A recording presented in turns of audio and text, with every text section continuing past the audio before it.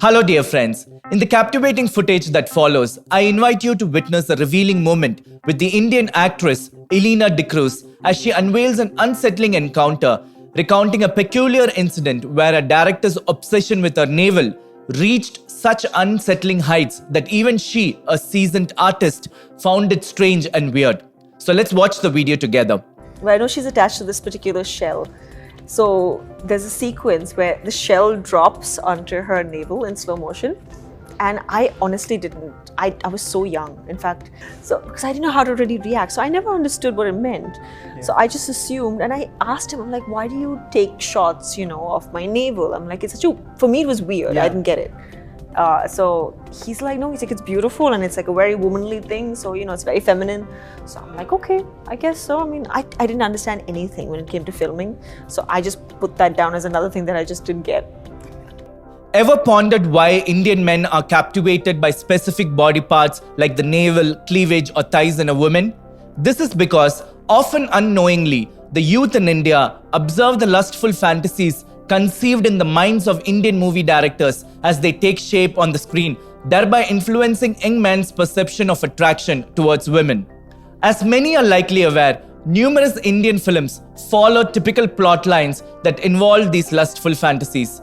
Allow me to narrate how these scenarios unfold.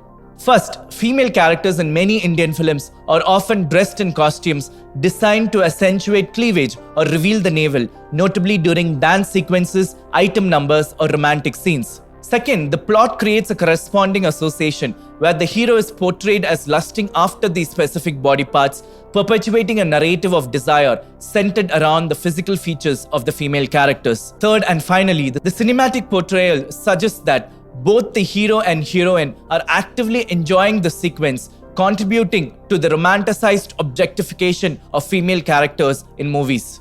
Now, I want you to consider the plight of a young boy in India, consistently exposed to the cinematic depictions of distorted sexuality, yet left without any guidance from his family or society to navigate the complexities of his evolving desires. What do you think will happen to him? The consistent exposure of these distortions shapes neural pathways in his brain, conditioning him to associate the sight of a woman's body part with a reflexive, lustful arousal. Second, mistakenly he begins to establish a correlation between lust and romance, believing that genuine romance occurs when he lusts after a woman's body part. Third, his obsession with a specific body part prevents him from appreciating the true beauty of a woman's body in a non-lustful way. This fixation inevitably influences his relationships with women, shaping his interactions through the lens of lust rather than a more nuanced and respectful appreciation. Many men in India undergo these processes unconsciously, often without realizing it. Constantly attempting to compare fantasy with reality, they frequently experience disappointment and frustration. On a personal note, I must admit that my sense of attraction too was significantly influenced by the Indian cinema. This distorted perspective gradually became a stepping stone, leading me into the realm of pornography addiction. Consequently, my ability to appreciate a woman's beauty without the lens of lust was severely distorted. Having been a victim of this phenomenon, my heartfelt appeal to the youth of India: resist the distortion of your sense of attraction by the fantasies portrayed by others. Just as Joseph in the scriptures wisely fled from Potiphar's wife, evade the traps of objectification and lustful fixations in our Indian culture.